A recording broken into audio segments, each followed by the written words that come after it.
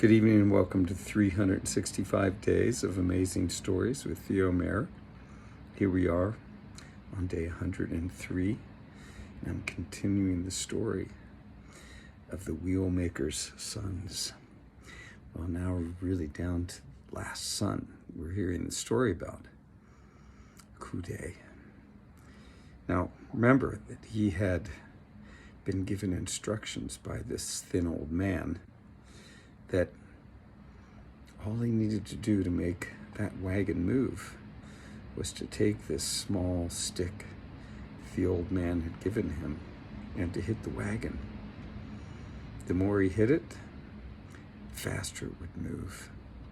And in order to stop it, he needed to think about the wagon being still, and it would stop. One further instruction the old man gave, which was to pick up anyone who he met along the way. Well, the old man went his way. Kude decided that he would rest that evening before leaving. And so he slept under that big oak tree that both his brothers had slept under. In the morning, he woke up before the sun had come up completely. It had gotten light, but the sun still wasn't up, and off he went. He hit the wagon, moved off slowly. He hit it a second time. It started to speed along. Hit it a third time, and it was literally flying down the road toward the village that he had seen in the distance.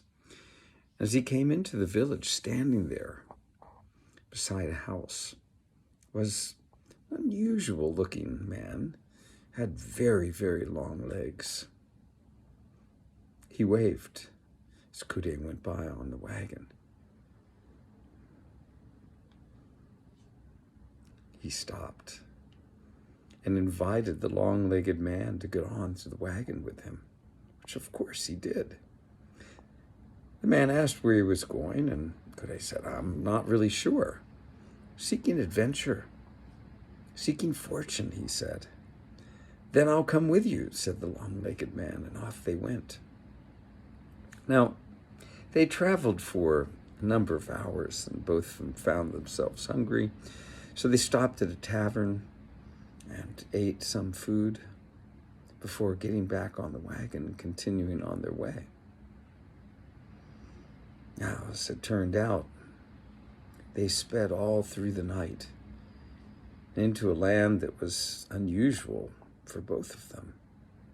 But as the morning light appeared, they came into a village, and sitting there on a bench was, well, a normal-looking man who had with him 3 golden balls. Kude stopped, of course, and asked if the man would like to come join them. He asked where they were going. Kude said, "Well, I'm not sure. We're seeking our fortunes." "Of course, then, I'd like to come," said the man. And onto the wagon he got. Now, they'd not gone too far before they were hungry again. They stopped at a tavern. They were a little tired as well. They ate some food, asked for a room to rest in, which they were given. And in the morning, as they were eating their breakfast, there was, well, the tavern keeper's daughter. Now, she had seen these beautiful golden balls that were in the wagon. She wanted them. Now was a time where people didn't have to worry about leaving something anywhere because people just typically wouldn't take them. But she was young and didn't know any better, and she went out there and she thought, at least I'd like to see these more closely because they're so brilliant. So she went out to the wagon. She reached out and she touched one of those golden balls. And then she tried to pull her hand away, because it didn't feel right for her to take something that wasn't hers, and one touch was enough. Try she might to pull her fingers away, she couldn't do it. It was as if they were glued to the ball and the ball glued to the wagon. Well, the men came out. They got into the wagon, and Corday hit the wagon with the stick, and off it sped. Poor little girl had to run along as fast as she could to stay up with the wagon. Now, it turned out that they got hungry later in the day, and they stopped in the evening to have their evening meal. And as they did, well, this tavern keeper's wife saw that this young girl was trying to steal these golden balls. She went out with a broom, and she was going to try to scare the young girl away. The minute she went out there, she began to talk to the girl and tell her she needed to go. And the girl said, I can't. The woman didn't believe her, so she took the soft end of the broom and made to sweep her away. And as she did, the broom stuck to the little girl.